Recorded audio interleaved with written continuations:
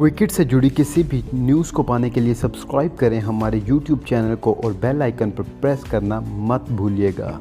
Welcome back friends. तो शाहिद अफरीदी ने जो है काफ़ी नाराज़गी का इजहार किया शाहीन शाह अफरीदी की बॉलिंग के ऊपर। जो कल एक बयान दिया, उन्होंने कहा कि अगर हसन अली ने कैच छोड़ दिया तो इसका ये बिल्कुल मतलब नहीं है कि आप जो अगली 3 बॉलों पे 3 छक्के खा लें। उन्होंने कहा कि आपको जो उस टाइम दिमाग से बॉलिंग करने की ज़रूरत है। आपको जो है मैथ्यू वेड को ऑफ स्टंप पे जो है यॉर्कर मारना था, तो उनसे मेरा नहीं ख्याल लगने थे।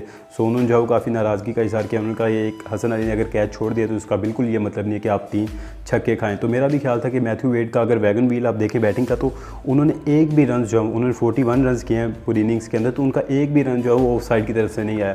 सारे उन्होंने जो लेग साइड की तरफ जो है स्कोर किए हैं। और मुझे उस टाइम ख्याल आया मोहम्मद आमिर का कि जब उन्होंने जो PSL के अंदर against Multan Sultan super over में उन्होंने बॉलिंग की थी और उन्होंने ऑफ स्टंप पे यॉर्कर मारे थे रूसो को, तो उनसे 1 रन से ज़्यादा नहीं वो कर पा रहे थे हर बॉल के ऊपर। तो उसी तरह की मेरे ख्याल से प्लानिंग चाहिए थी पाकिस्तान टीम को, क्योंकि उन्होंने मैन टू मैन तैयारी तो की होगी मैच से पहले, तो इनको बिल्कुल ये पता होना चाहिए था कि कौन सा प्लेयर जो कौन सा उसका पार्ट जो है वो स्ट्रॉन्ग है, कौन सा वीक है। तो वहाँ पर जो है पाकिस्तान टीम को बॉलिंग करने की ज़रूरत है। और शाहीन शाह अफरीदी के बारे में मेरे ख्याल से उनको ऑफ पे बॉलिंग करते मैथ्यू वेड को तो शायद बच जाते। एक तो हसन अली ने कैच भी छोड़ दिया उनकी बॉल पर। मैंने देखा कि जो शाहीन शाह अफरीदी है वो राइट हैंडर को जो है वो काफ़ी उम्दा बॉलिंग करते हैं, क्योंकि उसी ओवर में पहली 2 बॉलें जो मार्कस स्टोइनिस ने खेली थी और उनको समझ नहीं आई पूरी 2 बॉलें।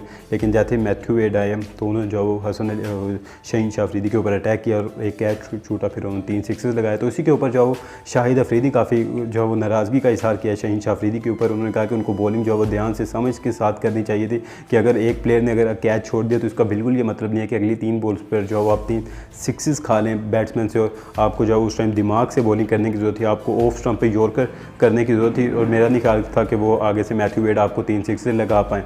तो ये बयान दिया शाहिद खान अफरीदी ने शाहीन शाह अफरीदी की बॉलिंग के ऊपर। तो मेरा भी बिल्कुल यही ख्याल था कि आपको जो ऑफ स्टंप पे यॉर्कर करने की ज़रूरत थी। शायद ऑफ स्टंप पे यॉर्कर ना कहीं अगर, लेकिन आपको ऑफ साइड पर जो बॉलिंग करने की ज़रूरत थी, क्योंकि मैथ्यू वेड बिल्कुल भी ऑफ जो साइड है उसके ऊपर इतना नहीं खेलते। अगर हम अपने रिजवान को भी ले लें, मोहम्मद रिजवान को, वो लेग साइड पे स्ट्रॉन्ग लाजमी है, लेकिन ऑफ साइड का फिर भी वो 1-2 सिंगल्स वगैरह हो या बाउंड्रीज वगैरह लगा लेते हैं कभी कभी। लेकिन मैथ्यू वेड ने तो बिल्कुल कल की इनिंग्स में 1 रन भी जो है वो ऑफ साइड पर नहीं किया। तो आपको बिल्कुल समझदारी से मेरे ख्याल से बॉलिंग करनी चाहिए थी। आपको जो ऑफ स्टंप पे मेरे ख्याल से बॉलिंग करनी चाहिए थी, और वहाँ पर अगर आप फील्डर वगैरह ले लेते तो बिल्कुल ये मैच का पासा पलट सकता था।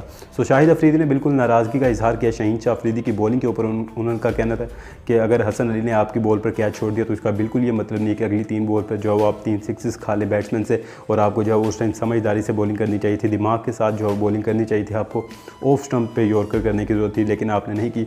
सो इसमें जो है उन्होंने कहा कि शाहीन शाह अफरीदी की भी गलती है। सो आप भी अपनी राय का इजहार जो कमेंट बॉक्स में लाजमी करें कि आप जो शाहिद अफरीदी के इस बयान से एग्री करते हैं या नहीं, कि आपको क्या लगता है कि किसकी गलती थी उस टाइम। हसन अली ने तो कैच छोड़ दिया, लेकिन मेरे ख्याल से बॉलर की भी उतनी गलती है, क्योंकि हसन अली की वजह से शाहीन शाह अफरीदी जो है वो बचे हैं, क्योंकि 3 सिक्सेस लग जाएँ तो पाकिस्तानी छोड़ते नहीं है किसी को भी।